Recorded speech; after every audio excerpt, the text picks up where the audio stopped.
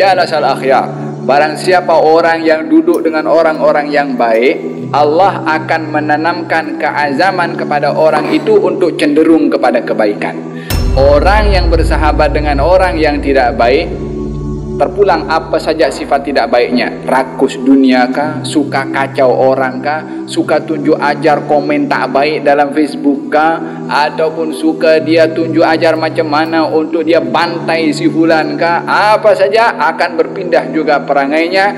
Ini namanya al-amrad al-mu'diyah, penyakit-penyakit perangai yang menular. Nak tahu perangai kita baik atau tak baik, tengok dengan siapa kita bersahabat. Faham dong? Oleh hadza baginda Rasulullah sallallahu alaihi wasallam ketika duduk dengan beberapa orang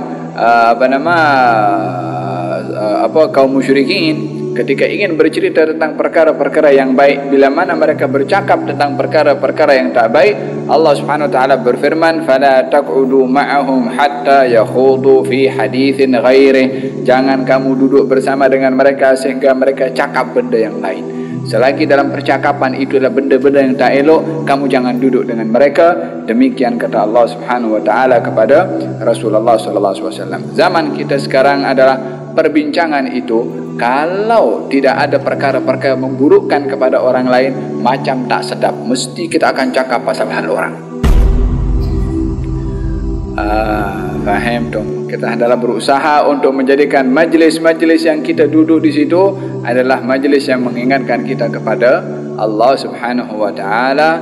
Gal wasiat Luqman al-Hakim kepada anaknya, "Wahai anakku, duduklah dengan ulama dan bersamalah dengan para hukama, ahli-ahli hikmah.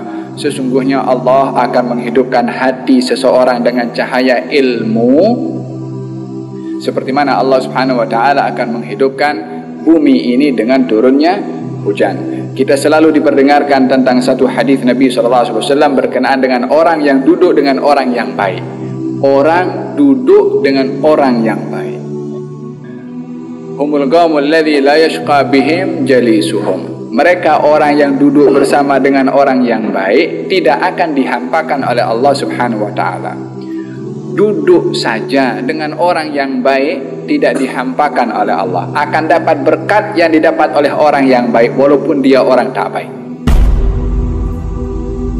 Ini hadis Nabi sallallahu alaihi wasallam yang tidak bercakap kecuali wahyu dari Allah Subhanahu wa taala, yang tidak bercakap kecuali benar, dan tidak ada yang lebih benar perkataan manusia lebih benar daripada Rasulullah yang menuntut percakapan yang benar ini mempercayai daripada kita, kepercayaan kita kepada percakapan Rasulullah sallallahu alaihi wasallam.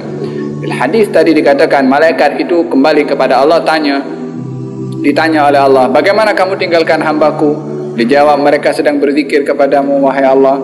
Kemudian Allah berfirman, "Wahai malaikat, semua yang duduk tu dalam majlis zikir, majlis ilmu, aku ampunkan semuanya."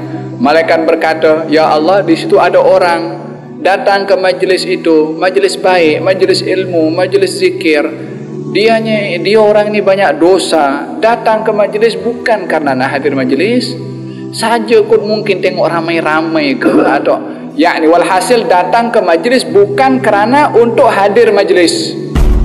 Apa sebabnya? Allahu alam. Sebab dunia ke, sebab nak jumpa dengan orang ke, sebab fudul ke, nak tengok apa dalam tempat itu ke, walhasil sebabnya bukan lillahi ta'ala, bukan kerana Allah Subhanahu wa taala.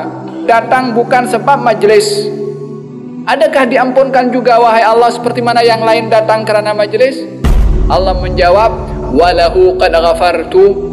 Dia pun ku ampunkan. Pasal apa diampunkan ya Allah? Humul qaumul ladzi la yashqa bihim jalisuhum.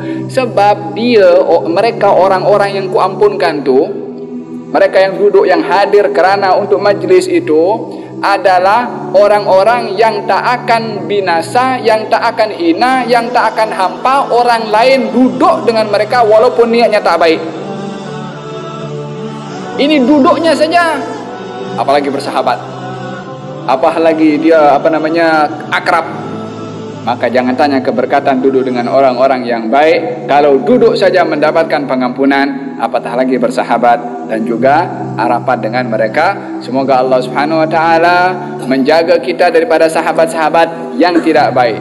dan dijaga oleh Allah Subhanahu wa taala untuk dibimbing supaya rapat bersahabat dengan orang-orang yang baik, sehingga kebaikan dalam persahabatan di dunia ini akan membawa manfaat di barzakh dan juga di akhirat, seperti mana digambarkan oleh Allah Subhanahu wa taala di dalam Al-Qur'an, ikhwanan ala sururin mutaqabilin, mereka yang bersaudara di dunia akan berjumpa nanti di akhirat dalam keadaan gembira satu dengan yang lain. Amin, Allahumma amin.